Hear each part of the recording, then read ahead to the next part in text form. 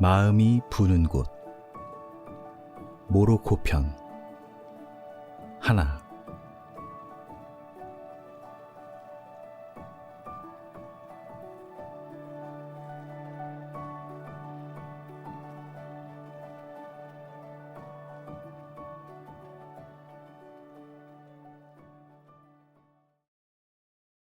여기는 어디지? 비가 폭포수처럼 내리는 공항이었다. 살면서 그토록 강하게 내리는 비를 본 적이 없다. 이곳은 공항이라기보다는 작은 도시의 터미널같이 허름했다. 검은 히잡을 두른 채 얼굴을 가린 사람들이 내 앞뒤로 줄지어 서 있었다. 낯선 옷차림, 삼엄한 분위기. 비행기에서 내려서야 나는 이곳이 아랍 국가구나 예감했다. 당황스럽고도 긴장된 마음을 누르며 상황을 파악하려 했다. 여기는 도대체 어디지? 나는 단지 가장 저렴한 항공 티켓을 끊어 아무런 정보도 없이 밤비행기로 이곳에 온 것이다. 누군가 검은 먹물을 쏟아붓는 것처럼 비가 내렸다. 공항 밖으로 아무것도 보이지 않았고 어떤 대책도 떠오르지 않았다. 나는 비가 그치기만을 기다리고 있었다. 주변을 둘러보아도 흔한 관광객을 찾을 수 없었다. 게이트 밖으로 한둘 흩어지는 현지인들, 어디론가 자신의 보금자리로 서서히 사라지는 이들을 바라보며 나는 다급해졌다. 갈 곳도 없으면서 그들의 행적을 쫓아 성급히 공항을 빠져나왔다.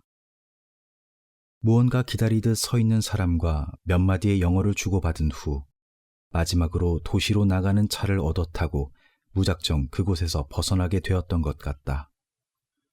깊은 밤, 검은 배경 밖으로 허허벌판이 이어졌고 비는 차창을 거칠게 내리쳤다. 어렴풋하게 기억하건대 그날 밤 빛발 사이로 아무도 없는 텅 빈 도로와 광장을 한참 지나서야 나는 차에서 내려 몇몇 사람들을 따라 어떤 성문 안으로 들어갔던 것 같다. 잠시 그치는 듯하던 비는 다시금 거세게 내리기 시작했고 사람들은 비를 피해 어디론가 서둘러 뿔뿔이 흩어졌다. 그런데 문제는 이제부터 시작되었다. 아까보다 더 심각한 상황이 이어진 것이다. 이곳은 내 모든 상상을 벗어난 지역임이 분명해 보였다. 어떤 판단도 내릴 겨를 없이 상황은 이상하게 전개되었다. 나는 우중 한가운데 낯선 골목에 혼자 덩그러니 놓인 것이다. 불빛을 찾아 아무리 걸어도 아무것도 찾지 못했으며 되돌아가는 길조차 잃어버렸고 비를 피하지 못해 다 젖은 생쥐꼴로 미아가 되어 있었다. 주위를 둘러보아도 방향을 종잡을 수 없는 벽과 벽뿐이었다. 정말 이상한 곳이야. 길이랄 것이 없어. 뭐 이런 데가 다 있지? 온통 질퍽거리고 좁고 어두운 벽과 벽뿐이야. 미로에 갇힌 것 같았고 악몽 속에 있는 것 같았다. 이번에는 정말 잘못 온 것 같아. 불길한 예감에 휩싸인 채 나는 즉흥적으로 떠나온 나를 처음으로 질책하고 있었다. 늘 무전여행에 자신 있었던 터라 전혀 예상치 못한 장소와 상황에 적지 않게 당황했다. 시간이 제법 흐르는 동안에도 나는 그렇게 갈피를 찾지 못한 채 처마 아래 망연자실 주저앉아 있었다. 그때 저쪽에서 어떤 사내가 이쪽으로 우산을 쓰고 터벅터벅 걸어오는 것이었다. 어두운 탓에 저것이 사람인지 홀령인지 구분이 되지 않았다. 섬뜩한 기분에 온몸의 살결이 곤두섰다.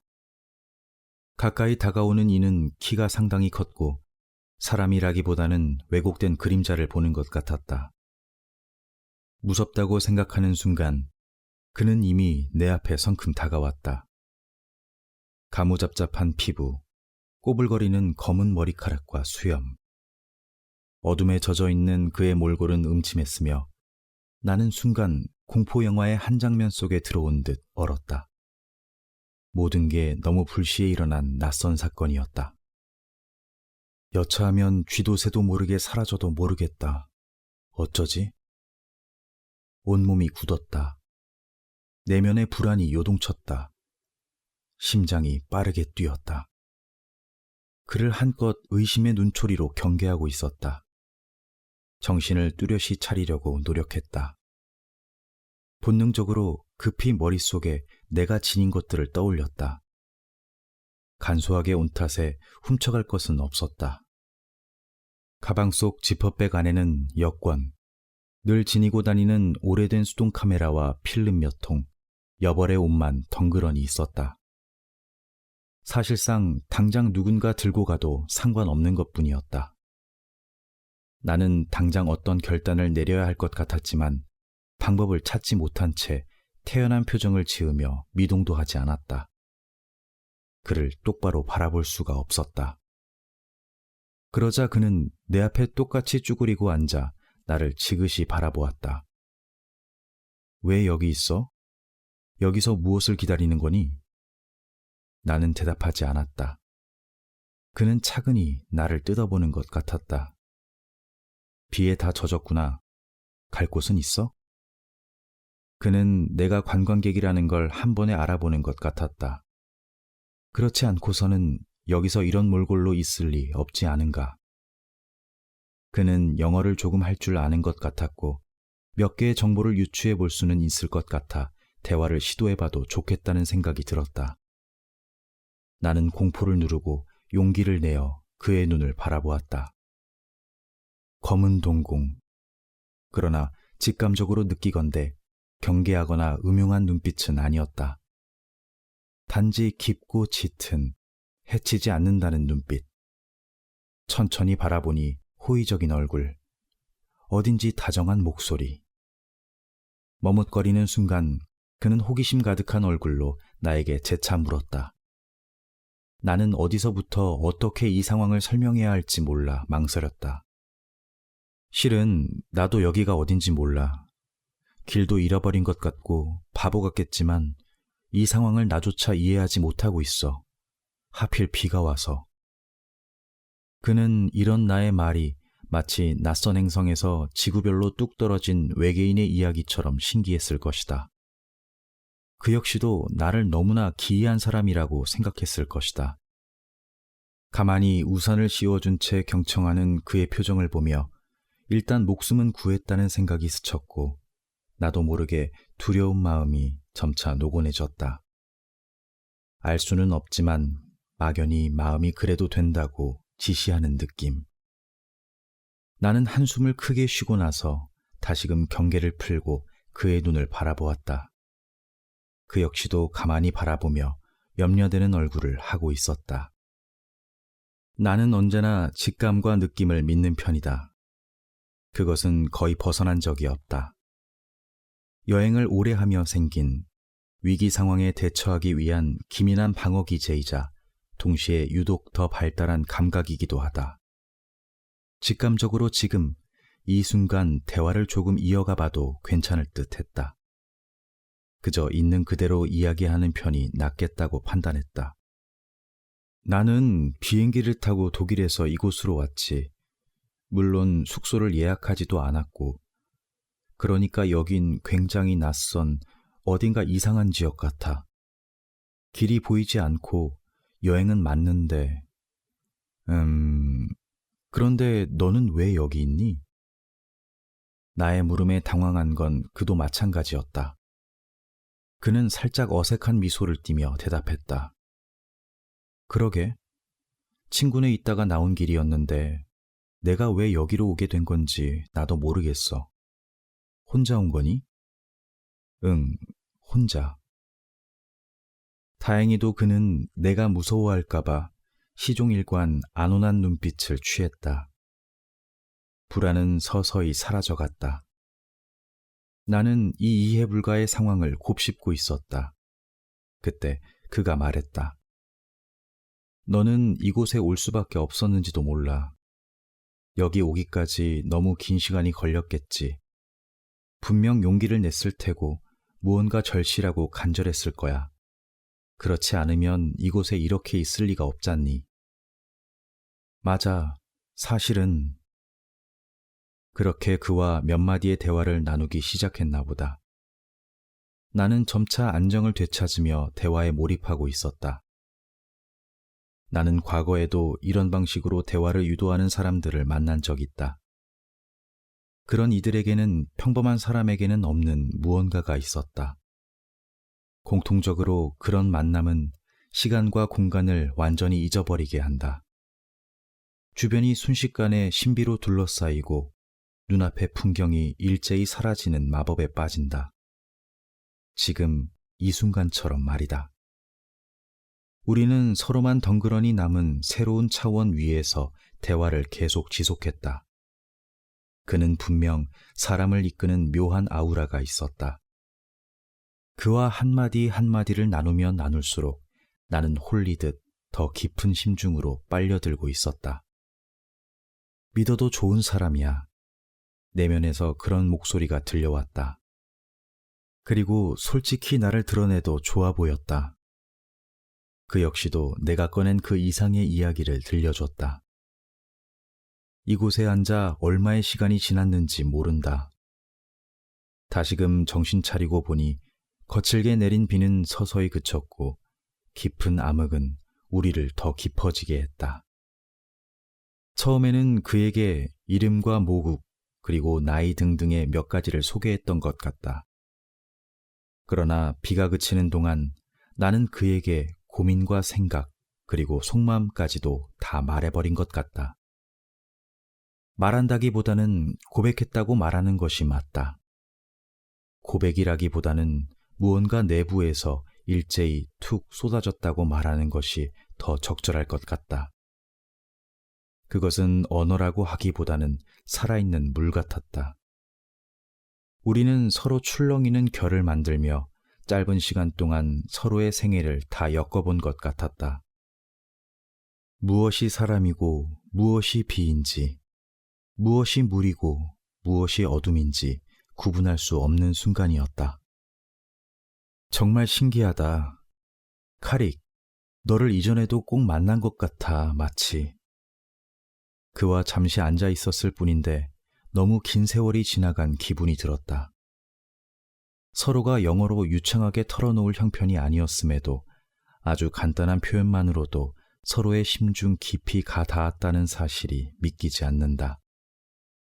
그는 그렇게 내면으로 자꾸만 나를 유도했다. 약간의 시간이 더 지나고 정적이 왔다. 비는 조금씩 내리다 그치기를 반복하다 완전히 그쳤다. 태어나 처음 맡는 이국의 오묘한 비 냄새가 코끝을 스쳤다. 사방의 까마득한 고요함 속에서 우리는 서로 바라보고 있었다. 가자. 그가 짧은 정적을 깨고 말했다. 나는 다시금 마음을 곤두세우며 긴장했다. 네가 나를 믿지 못한다는 걸 알아. 이 상황이 그렇다는 것도. 그런데 일단 나를 믿어도 좋아. 무서워하지 말고 일단 안전한 곳을 한번 찾아보자. 그리고 그는 연이어 말했다. 나를 따라와. 이 근처에 가까운 숙소에 데려다 줄게. 그곳에서 일단 아침까지 한숨 푹 자고 일어나. 네가 원한다면 일어날 때쯤 데리러 올게. 그리고 진짜 여행을 하자. 이곳이 금방 마음에 들 거야. 나는 미동도 하지 않고 고민했다. 그때 그는 다시 한번 편안한 미소와 함께 말했다. 너는 꼭 반대로 하는구나. 가방을 열지 말고 마음을 열어. 마음 말고 가방을 닫아야지. 여행을 왔으면. 나는 움켜쥔 가방을 바라보았다. 맞다. 나는 어디를 가더라도 늘 가방의 지퍼를 다 채우지 않는다. 그건 그저 덤벙거리는 나의 습관 같은 것이다. 나는 그제야 웃어 보이는 여유를 찾았다.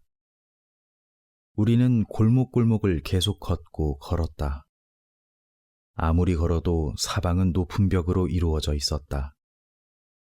그렇게 신비한 미로로 이루어진 시간을 지그재그로 걷다 보니 어느덧 아치 형태의 문 앞에 당도했다. 작은 램프 불이 켜져 있는 문. 아라비아 사파 속에서나 본 듯한 그는 그곳을 가리켰다. 우리는 호텔의 낡은 철문을 열고 들어갔다. 안에는 리아드 형태의 로비가 소담하게 펼쳐졌고 비에 젖은 로비는 온통 오묘한 색으로 반짝였다. 나는 이제서야 두 다리를 뻗고 쉴 수 있음에 안도했다. 그와 그곳에서 짧게 작별 인사를 하고 프런트를 지나 벨보이가 안내하는 방으로 올라갔다. 주황빛 회벽이 그대로 드러난 동굴을 연상케 하는 모스크 타일로 바닥 장식된 이 이국적인 숙소는 며칠 머물기에는 나쁘지 않다고 생각했다. 처음 맡아본 형언할 수 없는 향기가 아까부터 나를 계속 따라왔다. 샤워하고 옷을 갈아입고 침대에 누워있으니 혼곤했다. 내게 일어난 이 상황이 꿈일까 잠시 생각하자 동시에 멀리서부터 알 수 없는 아잔 소리가 서서히 울려 퍼졌다. 마치 파도처럼 다가오면서 멀어지면서 밀려드는 어떤 꿈속으로 생경한 그 소리의 물결 속으로 헤엄치듯이 그렇게 나는 서서히 잠들었다.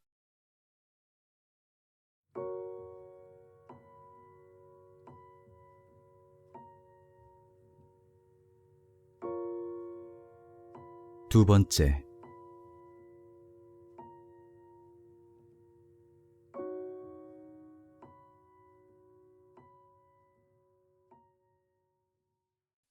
잠에서 깨어나 의식이 돌아왔을 때 밖에서 들리는 사람들의 분주한 소리가 시끄러웠다.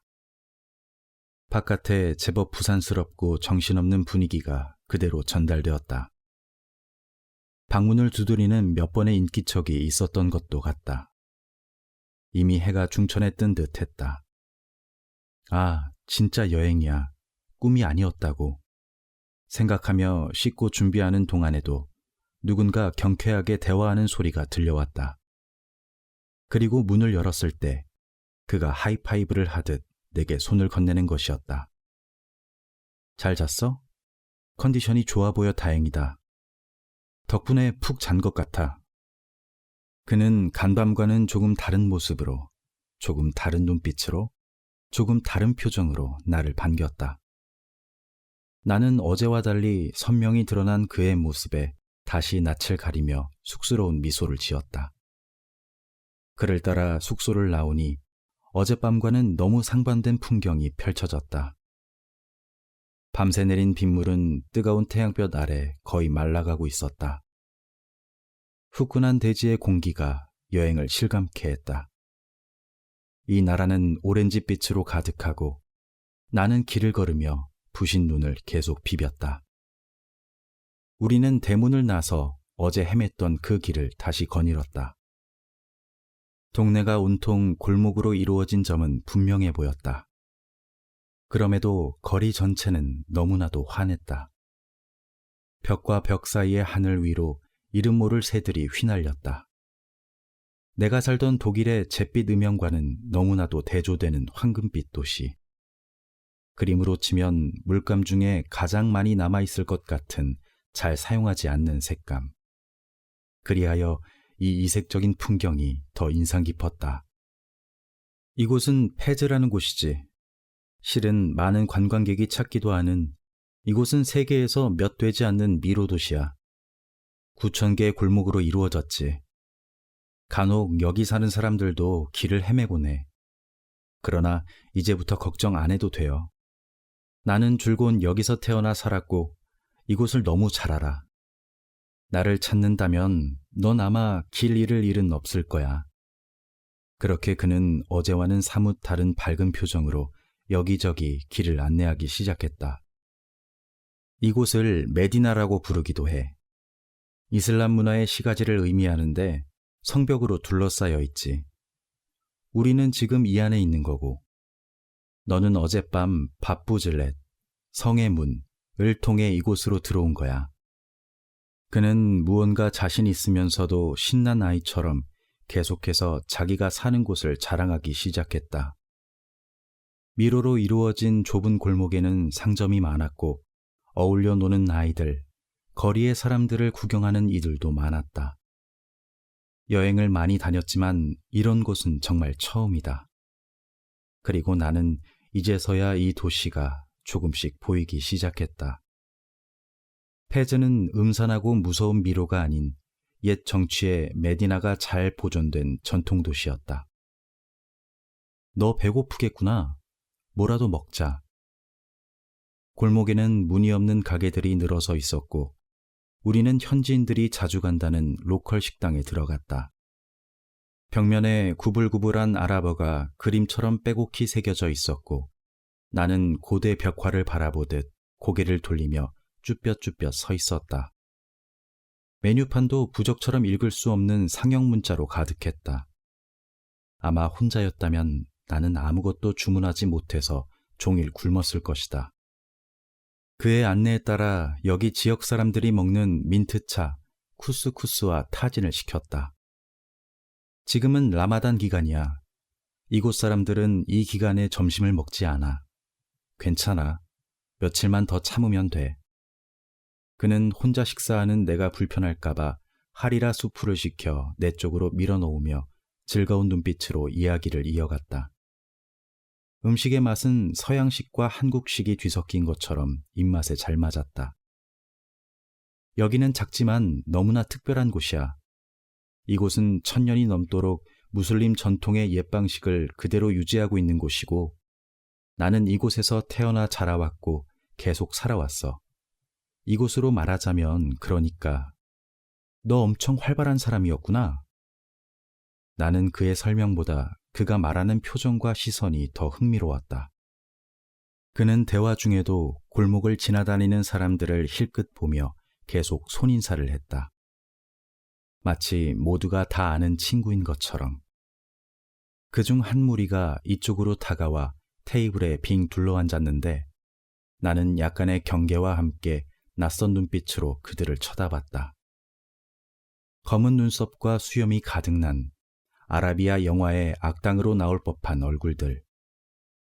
이들 중에는 이마와 눈썹에 깊이 팬 흉터가 있었고 대체로 덩치가 크며 험상궂게 생겼지만 그들은 그런 것은 내 편견이라고 말하듯 나를 둘러앉아 어깨에 메고 있던 악기들을 앞에 놓고 퍼커션 연주를 하며 이 여행을 환영해 주었다.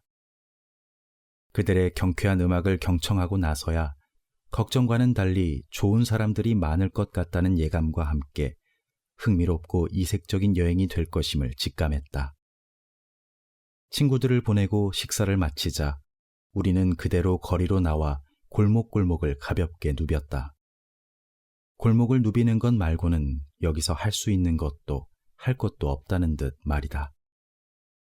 노점상이 줄지어 이어진 거리, 가판과 벽에 걸려있는 신발들. 그 앞에서야 나는 불편한 느낌이 들었다. 간밤에 내린 비에 다 젖은 신발이 마르지 않아 너무 찝찝했던 터였다. 그에게 신발을 가리키자 그는 알아들었다는 듯 웃으며 멈추어 섰다. 가게 내부에도 이곳 사람들이 신는 형형색색의 전통 신발들이 걸려 있었다. 도무지 도시에서는 신을 수 없을 법한 색에 나처럼 작은 발에 맞는 신은 없어 보였지만 아무튼 흥미로웠다. 그는 오, 이거 예쁜데 말하며 노란색 바부슈를 가리켰다. 한국식 슬리퍼를 닮았지만 코가 뾰족하고 컸다. 생각해보니 살면서 노란색 신발은 신어본 적 없는 것 같다. 하지만 이거 신으면 여기서 네가 길을 잃어버려도 내가 찾을 수 있겠다. 라고 웃어 보이는 그의 말에 나는 그것을 선택했고 신을 갈아 신고 걸었다. 곧이어 우리는 블루게이트, 파란 성문으로 향했다. 신비한 리듬의 아랍 음악이 거리를 거니는 우리를 쫓아 귓가에 흘러들었다. 재래시장, 푸줏간, 세라믹 공예품과 타피 가게, 그리고 금속 공예를 하는 사람들, 돌판에 코란을 조각하는 상인, 그리고 이슬람 문화 양식이 잘 보존된 성전도 눈에 띄었다. 어디선가 코란 읽는 소리도 가까이 들렸다. 거리의 사람들은 고깔모자가 있는 발목까지 내려오는 긴 망토에 모로코의 전통 의상을 입고 있었는데 옷의 이름을 물어보려 하자 그는 내 옷깃을 살짝 잡아 가까운 어딘가로 데려갔다. 그리고 작은 골목 수선집에 들어가 몇 마디 말을 주고받더니 나에게 꼭 맞는 작은 옷을 건네주었다. 이거 질레바라는 옷인데 입어볼래? 나는 그 자리에서 질레바를 걸쳤다. 마치 작은 꼬마 마녀가 된 기분이 드는 망토였다.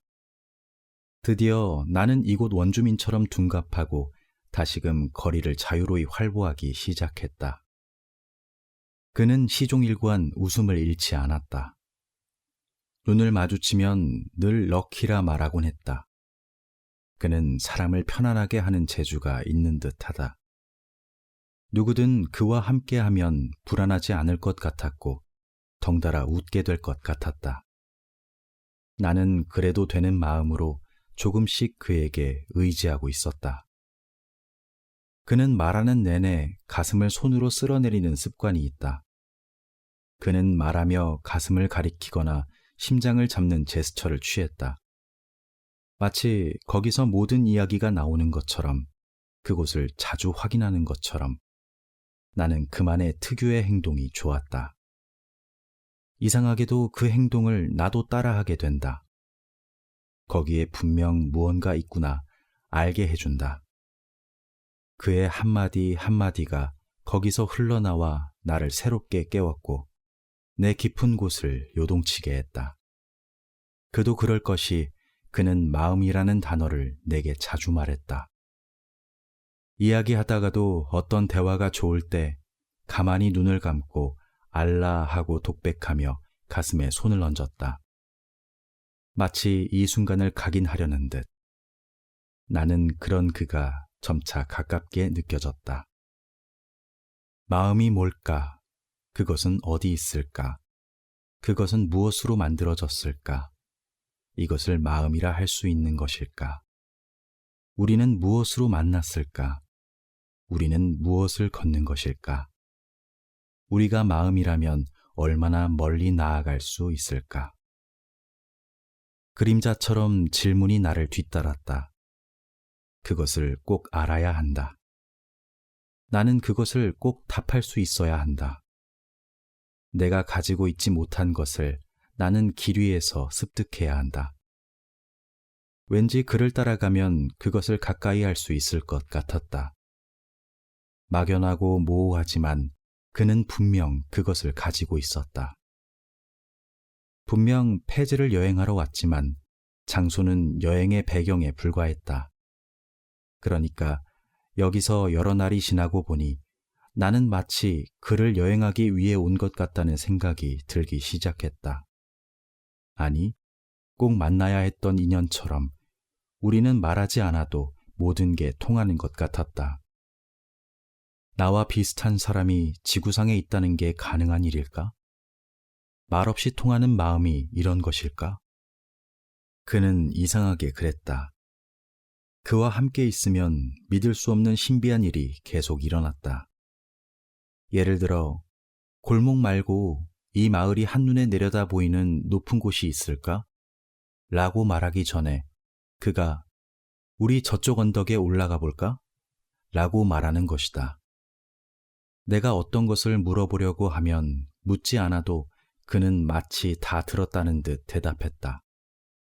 아니면 침묵 끝에 어떤 말을 할 때면 그가 아, 지금 내가 하려던 말이었어. 혹은 나 역시 그건 지금 내가 하려던 말인데 하는 것이다. 그럼 나는 두 눈이 휘둥그레졌고 그는 다시금 가슴에 손을 얹고 웃어 보였다. 그는 나를 바라본다기보다는 마치 이 속에 깊은 영혼을 바라보는 것 같았다. 말하지 않아도 존재 자체로 대화하고 있는 것 같았다.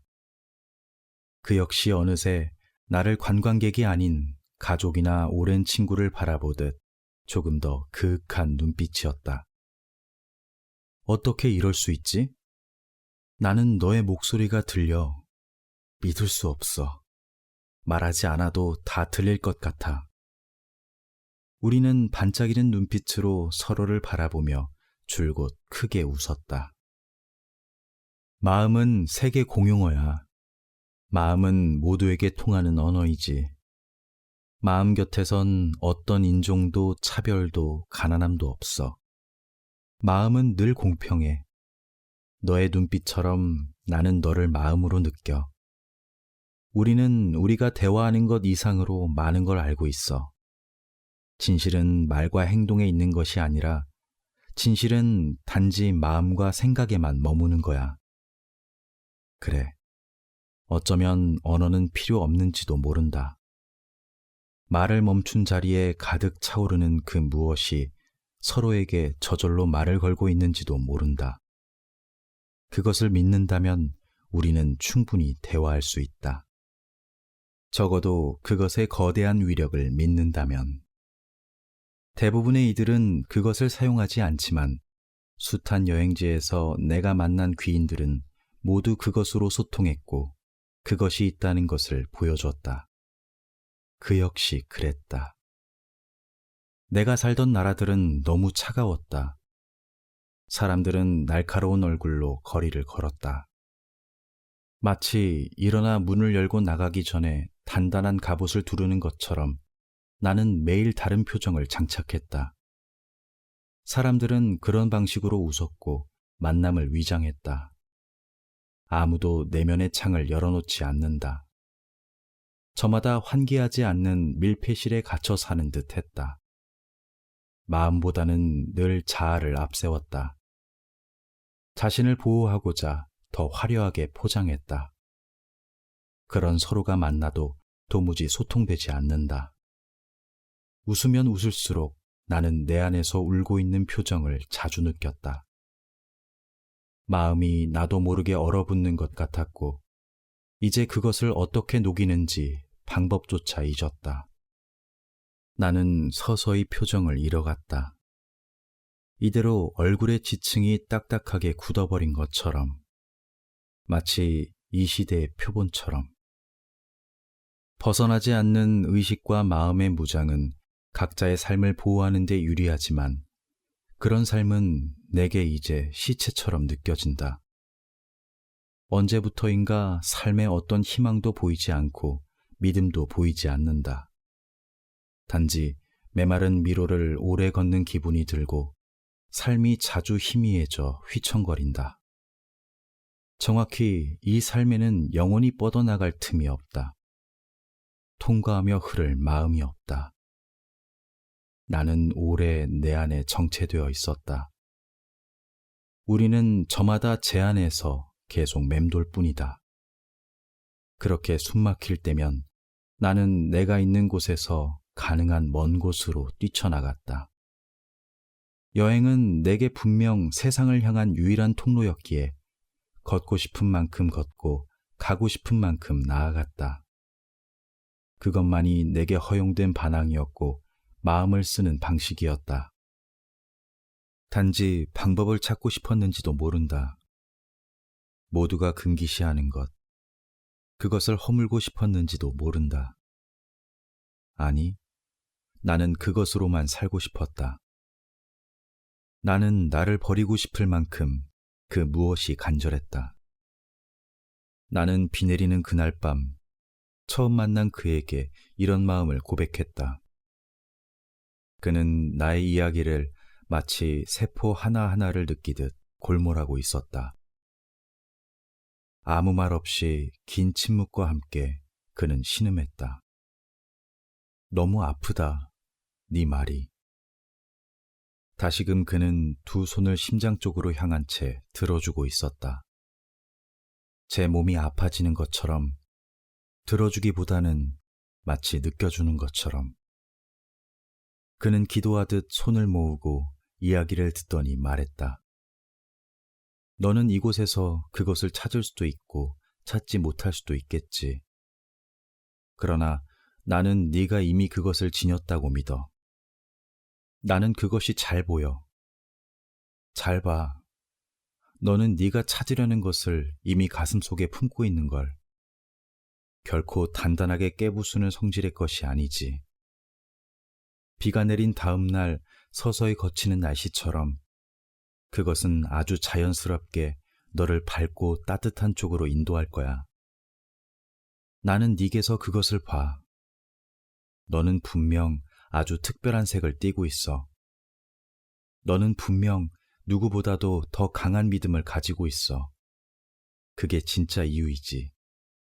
그리고 너는 분명 이곳에 올 수밖에 없었고, 너는 그것을 위해 그 어디에도 갔을 거야. 그는 연이어 말했다. 내일은 분명 태양이 뜰 거야. 그는 나의 진실한 고백을 거부하지 않았다. 나는 이상하게 눈물이 났다. 태어나서 처음 들어본 듯한 따뜻한 말이었다. 어쩌면 그 말 한마디를 듣기 위해 살아온 사람처럼, 단지 그것을 확인하기 위해 떠나온 것처럼. 생각해보면 아무도 나에게 이런 믿음을 준 적이 없었다. 이런 대화를 시도한 사람도, 마음을 서로 교환하며 마주 앉아본 사람도 없었다. 나는 무언가 내면의 먹구름이 해체되는 기분이 들었다. 너는 너를 자연스럽게 해방할 거야. 여기서 시작될 거야. 나를 믿어도 좋아. 카릭은 내게 늘 연유도 없이 믿어도 좋다고 말했다. 길을 걸으면 나를 믿어도 좋아 라고 말했고, 어떤 이야기를 하고 나면 맑게 웃으며 너를 믿어도 좋아 라고 했다. 그런 말을 들을 때면 그것이 무엇인지 모르지만 막연히 믿어보아도 될 것 같았다. 복잡하고 굴곡진 길들을 탐험하며 이 동네가 점차 익숙해지고 있었다. 꼭 가야 할 장소가 있는 것도 아니고 시간을 재며 이동할 필요도 없었다. 대화하며 걷다 보면 어김없이 태양이 거리의 모든 벽을 넘고 있었다. 우리는 매일 테러리, 가죽 염색 공장을 지나 높은 성의 외곽을 따라서 오래 걷다 오곤 했다.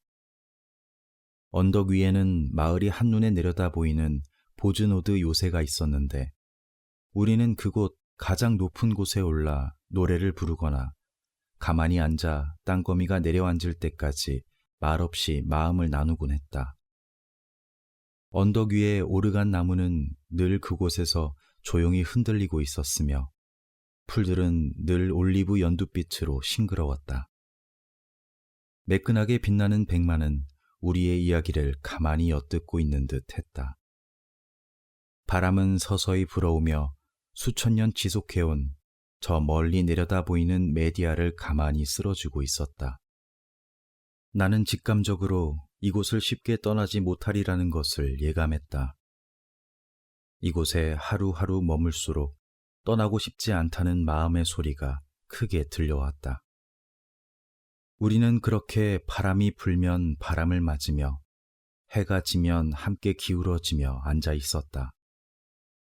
나는 시가지에 고요히 내려앉은 붉은 노을을 두 눈으로 꼭꼭 담았다.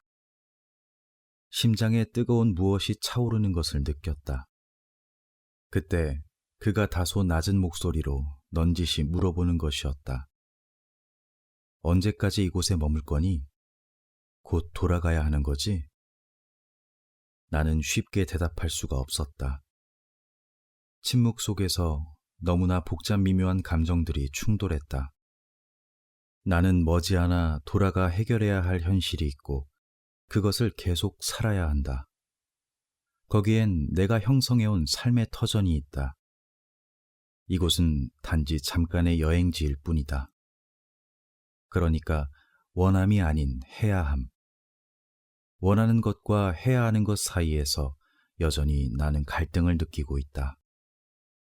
삶은 늘 나에게 하고 싶은 것을 하게 하기보다는 해야 할 것들의 목록을 쉬지 않고 제공했다. 그것이 나를 더 나은 방향으로 데려다 줄 것이라 유혹하고 독려했다. 사람들은 모두 그 방향으로 머리를 조아리며 따랐다. 나는 대답할 수 없어서 짧게 말했다. 저편의 이들은 원트가 아니라 머스트를 살고 있다고 말이다. 그때 그가 입을 열며 다시 말했다. 삶이 때로는 네가 원하지 않는 방향으로 너를 자꾸만 데려간다는 걸 알고 있어. 모두가 그 세계의 완성을 위해 몰두하지. 그러나 봐봐, 이곳 사람들을. 우리는 단지 행복이 지시하는 방향을 따르지. 네 마음속에 어떤 목소리들이 계속해서 싸운다는 것을 알아. 그러나 잘 들어봐. 그 목소리를 지배하는 것은 아무것도 없어. 도무지 이해할 수 없는 단어를 한가득 나열한 영어도 아니고 아랍어도 아닌 그의 발음 속에서 굵고 강한 무언가가 분명 내게 전달되는 것을 느꼈다. 맞다. 나를 지배하는 건 실은 아무것도 없다. 나를 구속하고 옥죄는 것도, 그것을 결정하고 판단하는 건 오로지 내 몫임에도 늘상 그럴 수밖에 없는 삶이라며 핑계를 둘러대곤 한다. 누군가가 나를 깊은 불행 속으로 던져놓았다고 좌절하면서 말이다. 내가 만든 세상은 내가 만들어갈 뿐이라는 것도, 무엇이 나를 벗어나지 못하게 하는지도 안다. 그럼에도 삶은 말처럼 쉽지 않은 일이다. 거대한 세상을 향해 우리는 모두 속수무책이며 수동적일 수밖에 없다. 저편에서 나는 그렇게 배워왔다.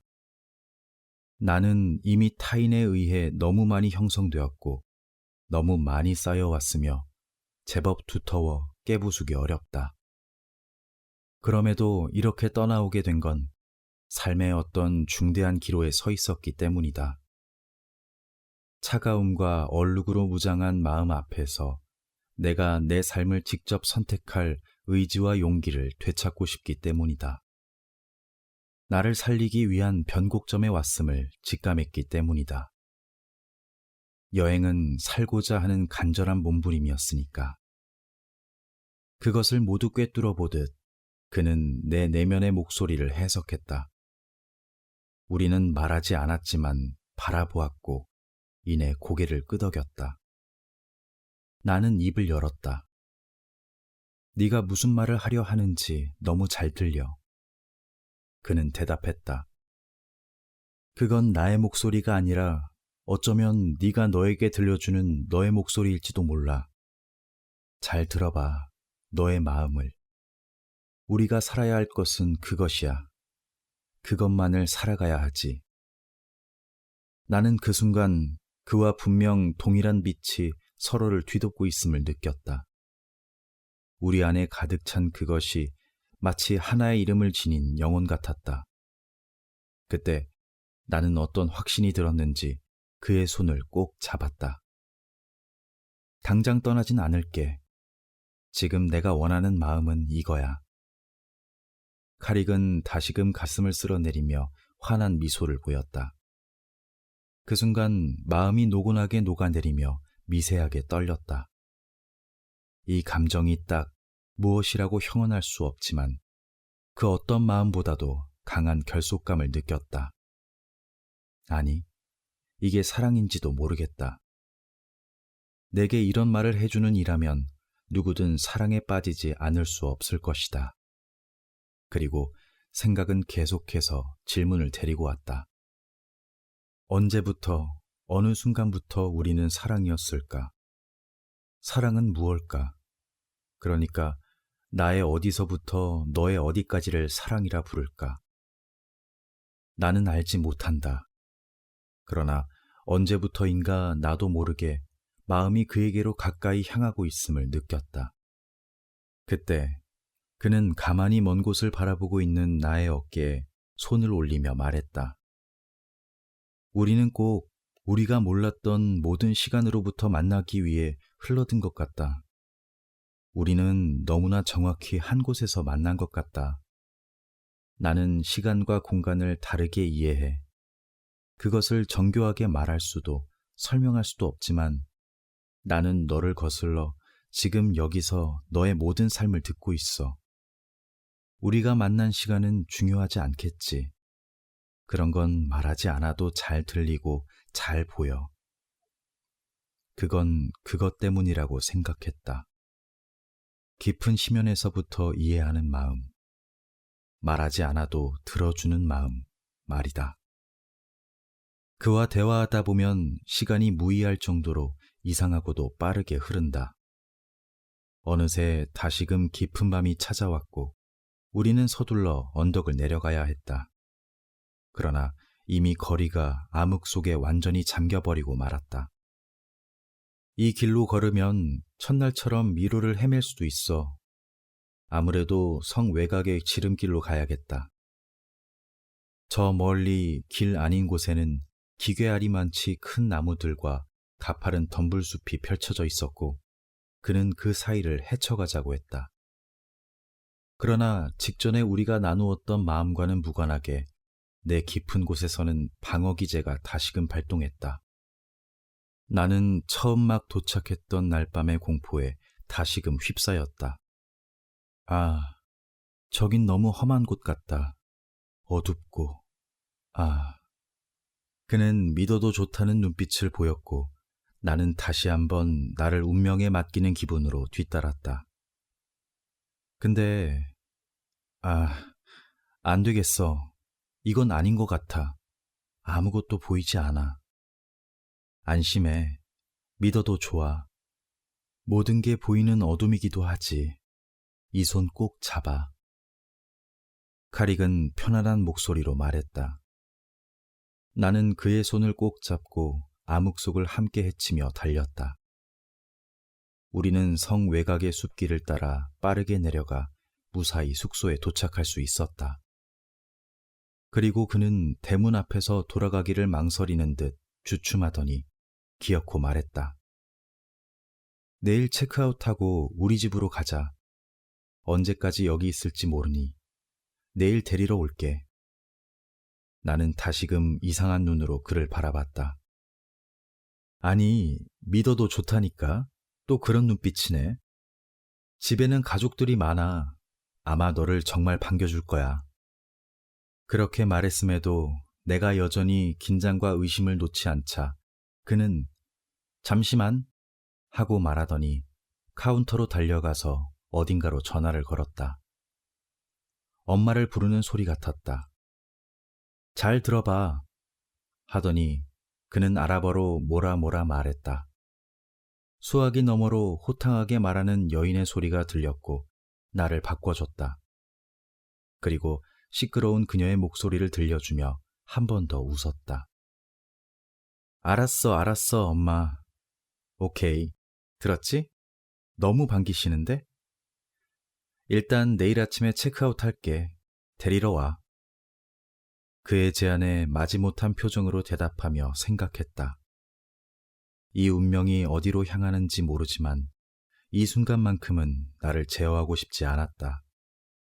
그곳이 사자의 우리 속이더라도 나는 일단 마음이 움직이는 곳으로 가볼 것이다. 그것에 나를 맡겨보기로 한 것이다.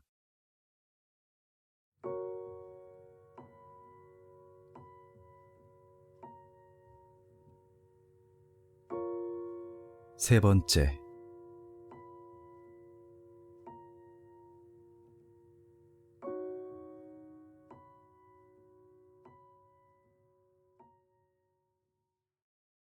다음 날 우리는 페즈의 골목골목을 누비고 난 후 오후가 넘어서야 그의 가족이 사는 집으로 향했다. 택시를 타고 달리며 창문 너머로 도시를 붉게 물들이는 아름다운 태양빛을 감상하고 있었다. 건물은 너무나 밝고 빛났다.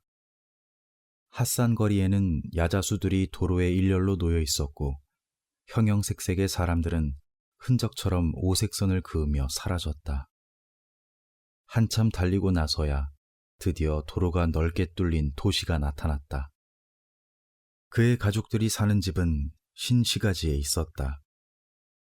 이제 더 이상 9,000개의 미로를 헤매지 않아도 된다니. 그의 가족집은 성의 외곽에서 먼 곳에 있었다. 붉은 태양이 제법 강렬했다. 나는 손으로 얼굴을 간간히 가리며 구획 있게 정비된 인도를 걸었다. 거리는 구시가지의 낡은 풍경과 대조되어 마치 새로운 나라를 여행하는 듯 했다. 이 마을은 내가 머물렀던 저편과는 너무 대조되어 평화롭고 고즈넉했다. 곧이어 그의 옷깃을 잡고 대로변 모퉁이에 빌라 2층으로 올라갔다. 그리고 급하게 문을 두드렸다. 안에서 여인의 밝은 목소리가 울려 퍼졌다. 아마도 잠깐만 같은 말인 듯 했다. 문이 열리고 그녀가 활짝 웃으며 나를 반겼다. 오, 이런 작고 예쁜 친구를 데려왔구나. 어서 들어오렴. 표정과 손짓 속에서 그의 엄마가 나를 무척 반긴다는 것을 알 수 있었다. 반짝이는 눈빛의 아이들 서너 명이 그녀의 뒤에서 호기심 가득한 표정으로 쳐다보고 있었다. 나는 조심히 실내로 들어갔다. 천장에 모스크, 바닥은 화려한 페르시아 문양의 카펫이 깔려 있었고 한세기는 거뜬히 버텼을 법한 소파에는 그의 아빠가 앉아 있다가 천천히 일어서며 손을 내밀었다. 그리곤 곧이어 여기와 앉으라는 손짓을 했다. 깊이 주름진 얼굴 속에서 투명한 눈빛이 구슬처럼 빛났다. 주방에서는 동그랗고 토끼 같은 얼굴의 여인이 앞치마에 손을 닦으며 달려나왔다. 그녀는 그의 형의 부인인데 그녀의 동작은 유독 경쾌하고 커서 걸어오는 모습이 마치 춤을 추는 듯 보였다. 그는 내게 가족을 소개했다. 우리 아빠, 그리고 여긴 우리 엄마 김자, 그리고 여긴 나의 두 번째 엄마, 여기 내 동생, 그리고 내 형의 부인 아미에, 그리고 여긴 그의 아이들.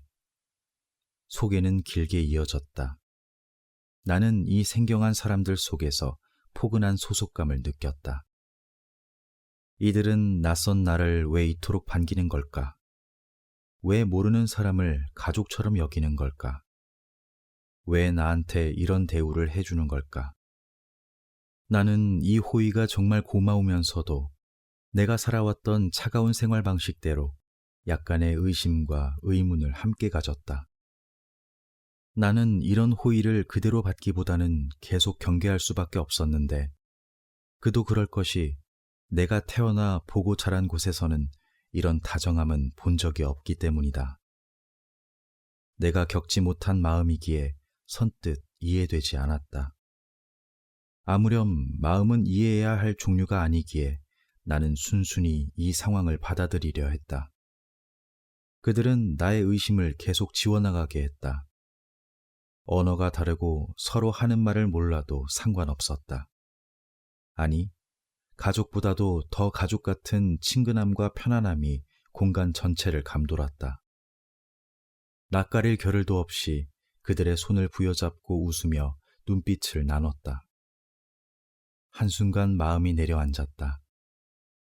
우리는 둥글게 앉아 저마다의 언어로 하고 싶은 말을 했다.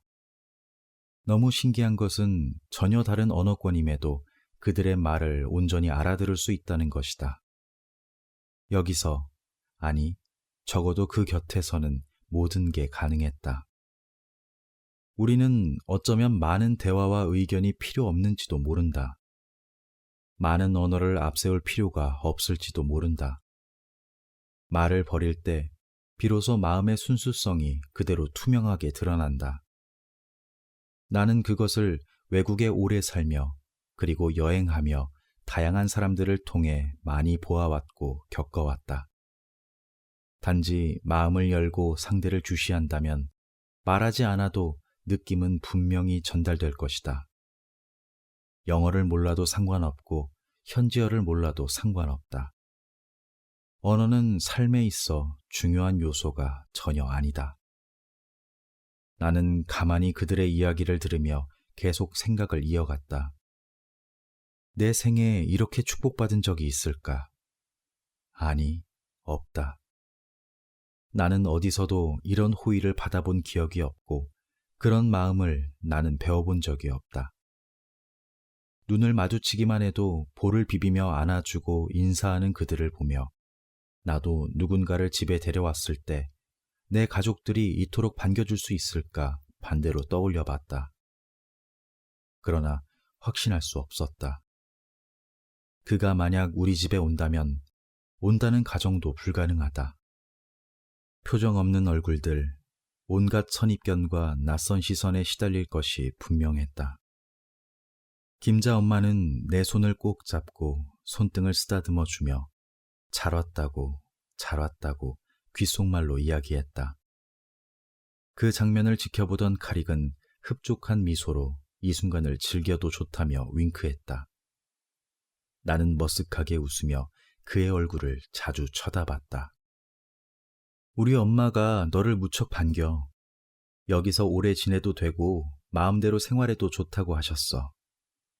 그렇게 환하게 말하며 내게 집의 곳곳을 안내했다. 이리로 와봐. 여긴 빈 방이야. 좁긴 하지만 깨끗하게 치워놓았지. 너는 여기서 생활하면 되고. 나는 어느덧 그 방을 내 방처럼 짐을 여기저기 풀어놓고 편하게 둘러봤다. 푸른 방의 왼쪽 벽면에는 누군가의 포스터가 붙어 있었는데 나는 사진 속 여인을 계속 바라보았다. 너무나 아름답고 묘한 눈빛의 여인이었는데 자꾸만 나를 바라보고 있는 것 같았다. 그 방에 있는 동안 나는 이런저런 생각을 정리해보거나 그날 있던 여행의 추억을 계속 곱씹곤 했다. 그러다가도 사진 속 그녀와 계속 눈이 마주쳤다. 낮잠을 자고 일어날 때도 불 끄고 잠을 잘 때도 계속 그녀가 이쪽을 쳐다보는 것이 의식되어서 고개를 돌려 슬며시 곁눈질하기도 했다. 왜인지는 모르겠지만 정말 살아서 나를 주시하고 있는 생생한 느낌을 지울 수 없었다. 그녀가 사진을 뚫고 나와 내게 말을 걸 것 같았다. 왠지 불편하기도 하고 신비로웠다. 그냥 지나치기에는 계속 시선이 가는 얼굴이었다. 어느 날 그와 이 방에서 대화하고 있었는데 벽면을 힐끔힐끔 쳐다보던 나를 그가 지켜보다가 침대 아래 무릎을 꿇고 앉아 내 눈높이를 맞추며 말했다. 너도 알아보는구나. 쿨숨, 전설의 여인, 이집트 여가수. 우리는 모두 그녀를 너무 사랑해. 나는 그녀의 노래를 듣고 자랐지. 한 나라의 국가처럼 그녀의 노래를 모르는 사람이 없었어. 그녀의 음색은 목소리에서 시작된다기보다는 알 수 없는 영혼 깊숙한 곳에서부터 흘러나와 듣는 사람들의 마음 깊이 소리를 전달했는데 그녀는 마치 인간이 아니라 하나의 신성한 영혼 같았어. 그녀에겐 분명 성스러운 그 무엇이 있었어. 설명할 수 없지만 모두가 그녀의 음악을 들으면 그것을 느끼곤 했지. 그렇게 그녀는 모든 이들의 마음을 보듬어 주었어. 모두는 그녀를 무척 사랑했지. 그녀가 죽었을 때 이곳 사람들은 대통령의 죽음보다도 더 슬퍼했어. 거리엔 수만 명의 사람이 쏟아져 나왔지. 모두가 머리를 땅에 대고 깊은 애도를 했어. 그러자 신기하게도 믿을 수 없는 일이 일어났어. 그날 밤 비가 내리고 우리는 분명 땅의 울음소리를 들었지. 그녀의 목소리처럼 말이야. 그는 점잖게 말하다가 그녀의 노래를 들려줬다. 노래라고 하기엔 곡조에 가까운, 울음이라고 하기에는 한에 가까운, 한이라고 하기에는 너무나 영혼에 가까운. 그는 그녀의 노래를 따라 부르기 시작했다. 너무나도 구슬프고 아름답게. 사랑하는 자들은 각자의 길을 걸어가겠죠. 세상은 우리가 알고 있는 것처럼. 잠자던 사람들은 깨어나 약속을 기억하겠죠. 잊어버리는 것을 배워요. 지우는 것을 배워요. 운명인 나의 모든 사랑. 불행은 우리가 만든 것이 아니죠. 언젠가 우리의 운명이 충분히 강해졌을 때 우리는 만나게 되겠죠. 자신의 길을 따라간다면, 만약 우리가 낯선 사람으로 만나게 된다면 그것을 우연이라 말하지 말아요. 운명이라고 말해요.